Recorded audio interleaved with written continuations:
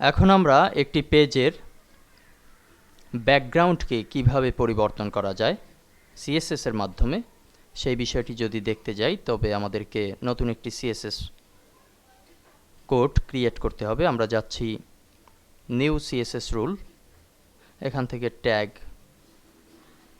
Class থাকবে, selector type, name দিচ্ছি background,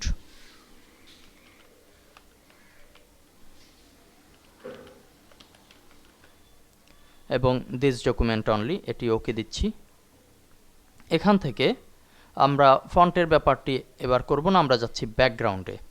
ব্যাকগ্রাউন্ডে একটি কালার আমরা চুজ করব, ধরুন এই কালারটি চুজ করলাম। কিংবা এখান থেকে আমরা কোনো ইমেজকেও আমাদের ব্যাকগ্রাউন্ড হিসেবে ব্যবহার করতে পারি।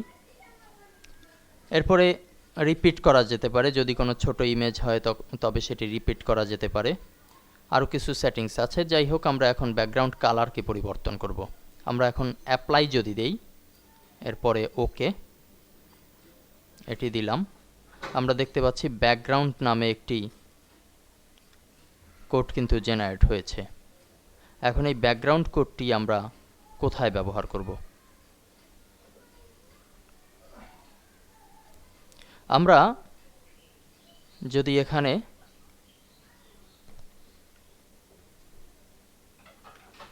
আউটপুটটি একটু দেখে আসি যে কি আছে এই মুহূর্তে।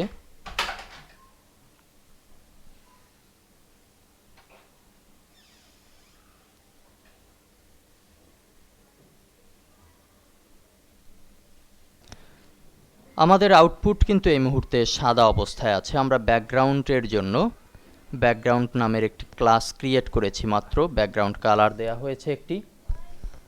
এখন এই ব্যাকগ্রাউন্ডটিকে আমরা চাচ্ছি যে সমস্ত জায়গাতেই এই একই ব্যাকগ্রাউন্ড ব্যবহৃত হবে। সে কারণে আমাদেরকে যেতে হবে বডির পাশে আমরা যদি একটু এন্টার দেই, ড্রিমওয়েভারে একটি সহজসাধ্য বিষয় এটি। এখন আমরা দেব ক্লাস, বডির ক্লাস হবে, যেহেতু আমরা ক্লাস গঠন করেছি সিএসএস থেকে, আমরা দেব ক্লাস। ক্লাস দিলে আমরা দেখতে পারবো যে এখানে ব্যাকগ্রাউন্ড নামে একটি ক্লাস কিন্তু চলে এসেছে। অন্যান্য আরও ফন্ট স্টাইল, স্টাইল 1, স্টাইল 2 এই ক্লাসগুলো থাকলেও আমরা চুজ করব ব্যাকগ্রাউন্ড। এটিকে এন্টার দিয়ে রাখছি এবং আমরা যদি সেভ দেই, এখন আমরা আবার ব্রাউজারে গিয়ে রিলোড দেই। হ্যাঁ, আমরা দেখতে পাচ্ছি যে আমাদের ব্যাকগ্রাউন্ডটি কিন্তু পুরোপুরিভাবে আমাদের এই সাইটে যুক্ত হয়েছে।